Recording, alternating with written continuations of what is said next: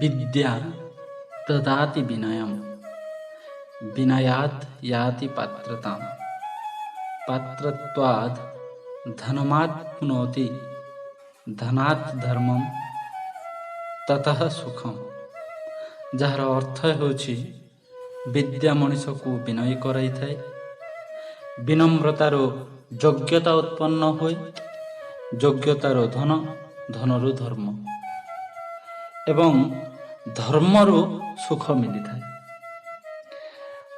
ସଠିକ୍ ଭାବରେ କହିବାକୁ ଗଲେ ବିଦ୍ୟା ହିଁ ସୁଖର ଚାବିକାଠି। ଯାହା ପାଖରେ ବିଦ୍ୟା ବା ଜ୍ଞାନ ନାହିଁ ସେ ନିଃସନ୍ଦେହ ଦୁଃଖୀଟି।